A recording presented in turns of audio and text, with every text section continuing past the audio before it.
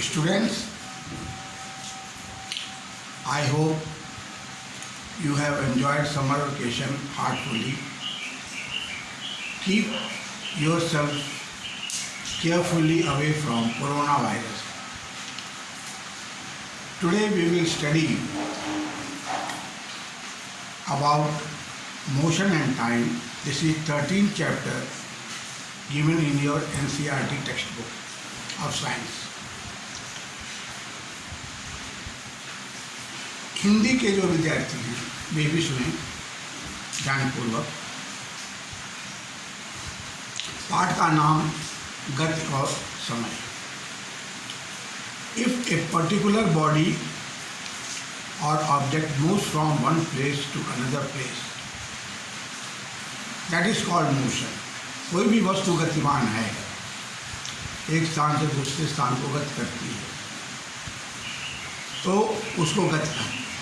और इस गति के दौरान गति करने के लिए जो समय लगता है उस ऑब्जेक्ट के द्वारा या बॉडी के द्वारा, व्यक्ति के द्वारा, वो टाइम कहलाता है।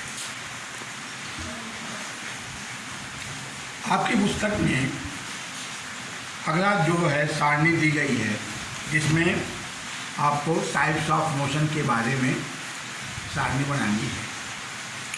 इससे पूर्व आप सुनिए। गति 3 प्रकार की होती है। कोई व्यक्ति या कोई वाहन अगर सीधी रेखा में गति कर रहा है तो उसको सरल रेखीय गति कहते हैं। एनी ऑब्जेक्ट, ऑटोमोबाइल और a body when moves in a straight line, it is called rectilinear motion और मोशन इन स्ट्रेट लाइन। जैसे दूसरे प्रकार की गति वृत्तीय गति, पंखे की गति। उदाहरण के तौर पे गोल गोल घूमता हुआ किसी वाहन, गतिमान वाहन के पहिए की गति, ये वृत्तीय गति कहलाएगी। Students, automobile object, any automobile, when it is moving, then the speed of that particular automobile, जैसे मान लीजिए कार है, that will be called rectilinear motion. But simultaneously, the motion of the wheel of that particular automobile will be called circular motion.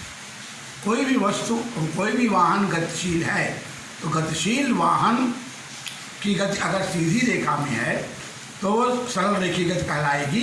परंतु उसी समय साथ ही साथ, क्योंकि वो वस्तु या वह गतिशील वाहन अब पहिए के बल पर गति कर रहा है, तो पहिए की गति वृत्तीय गति कहलाएगी। तृतीय प्रकार की गति है पीरियोडिक मोशन, आवर्ती गति। इसमें क्या होता है, वस्तु एक स्थान से दूसरे स्थान को जाती है, पुनः अपने स्थान को आ जाती है। जैसे वीणा का तार, आप वीणे के तार को छेड़िए तो उसमें कंपन होगा, वो एक स्थान से दूसरे स्थान को जाएगा, पुनः अपने स्थान पर आ जाएगा। तबला के ऊपर का जो कवर होता है उस पर आप हल्की थाप मारिए, उसमें कंपन होगा, वो नीचे जाएगा, पुनः ऊपर आ जाएगा। तो यहाँ पर आपने देखा कि जो भी गति हुआ उस गति को जो है यहाँ पर दोहराया गया। तो इस प्रकार की गति पीरियोडिक या आवर्ती गति कहलाती है। विद्यार्थियों, इस सारणी में पुस्तक को देखते हुए इस सारणी को लिखिएगा।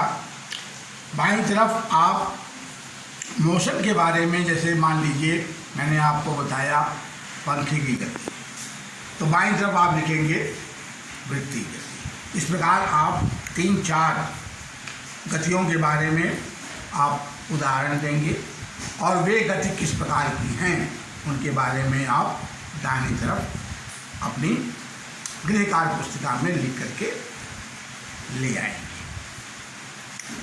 अगला सब टॉपिक है स्लो और फास्ट। विद्यार्थियों, गति जो है, जैसे मान लीजिए कोई भी 1 किलोमीटर की दूरी को तय करना है। अब 1 किलोमीटर की दूरी को कोई बालक जो है मान लीजिए आधे घंटे में तय करता है, तो यहाँ पर हम मान के चलते हैं कि यह गति उस बालक की फास्ट है। अगर मान लीजिए वही बालक या दूसरा बालक 1 किलोमीटर की दूरी को अधिक समय में मान लीजिए 1 घंटा 2 घंटे में तय करता है, तो वह गति स्लो मानी जाएगी। तो यहाँ पर अभी आप you have learn that the distance covered by a particular moving body divided by the time shows the speed of that particular body in motion. So the formula of speed is equal to distance divided by time. अब इस सूत्र के अनुसार आप speed का जो अंतर्राष्ट्रीय मानक मात्रक है वो आप निकाल सकते हैं। डिस्टेंस के बारे में आप जानते हैं, अंतर्राष्ट्रीय मानक मात्रक मीटर, और उसको टाइम का सेकंड है, तो मीटर बटे second, metre divided by second is your international unit of speed. तिथि सब टॉपिक विद्यार्थियों मोशन के ही संबंध में आपकी पुस्तक में दिया गया है कि 2 प्रकार के मोशन, समान और असमान, यूनिफॉर्म एंड नॉन यूनिफॉर्म। अगर मान लीजिए कोई वस्तु गतिशील है, जैसे मान लीजिए कोई वाहन है 40 किलोमीटर प्रति घंटे की रफ्तार से वो चल रहा है और काफ़ी देर तक चल रहा है, तो जितनी देर तक वो 40 किलोमीटर प्रति घंटे की रफ्तार से वो चलेगा वह यूनिफॉर्म मोशन कहलाई जाएगी उस पर्टिकुलर गतिशील वस्तु की। और जब वस्तु कभी तेज चलती है कभी धीमे चलती है, मान लीजिए कोई वाहन चल रहा है, थोड़ी देर लिए चला 20 किलोमीटर, फिर 30 किलोमीटर, फिर 20 किलोमीटर, फिर 30 किलोमीटर, तो ये असमान गति में आ जाता है, नॉन यूनिफॉर्म मोशन। अब इसके बाद विद्यार्थियों मेजरमेंट ऑफ टाइम, आप समय को किस प्रकार मापते हैं।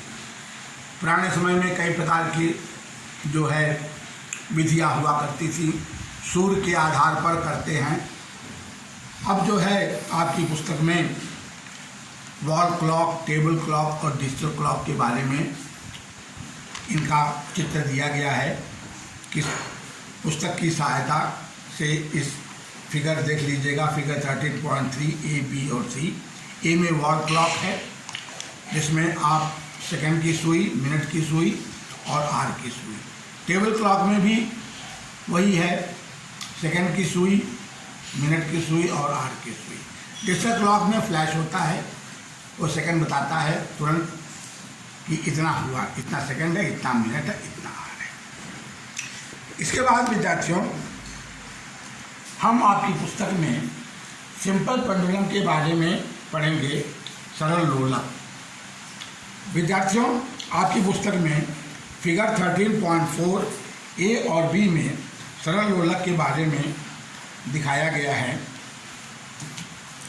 आप अपने घर में इस सरल लोलक को बना सकते हैं। कोई भी गोल पत्थर ले लीजिएगा और उसको पतले धागे से बांध लीजिएगा। Take a particular round stone, tight with the help of rope और थ्रेड, एंड यह जो है सरल लोलक हो गया सिंपल पेंडुलम। जहाँ पर विश्राम अवस्था में ये रुका हुआ है यह मान लीजिए ओ कहलाता है। अब यहाँ से हम इधर ले जाते हैं तो ये ए पोजीशन हुआ, फिर यहाँ से हम छोड़ देते हैं तो यहाँ से ए से होता हुआ ओ पर आएगा, ओ को क्रॉस कर करके बी पर जाएगा, फिर बी से वापस आएगा, ओ को क्रॉस करता हुआ ए पर आएगा। तो यह जो है ए टू बी और बी टू ए, यह एक वन ऑसिलेशन कहलाएगा, एक दोलन।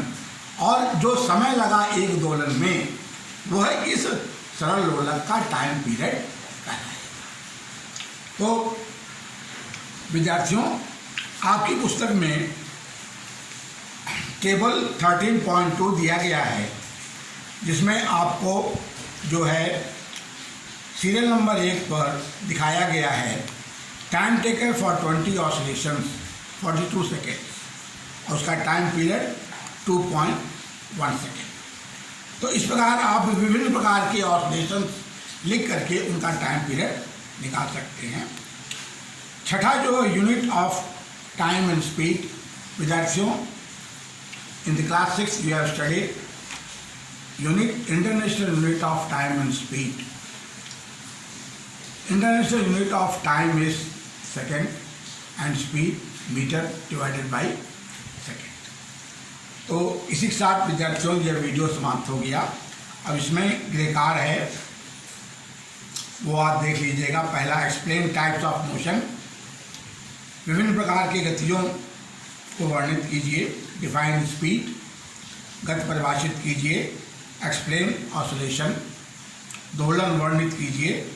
एक्सप्लेन टाइम पीरियड वर्णित कीजिए। तो विद्यार्थियों, आप लोगों को पुस्तक मिल गई होगी और मिलने के बाद इसको अच्छी तरह वीडियो को देखते हुए पुस्तक का भी अच्छी तरह अध्ययन कर लीजिएगा और गृहकार्य की पुस्तिका में अच्छी तरह गृहकार्य के उत्तर लिख करके अच्छे चित्र बना करके ले आइएगा।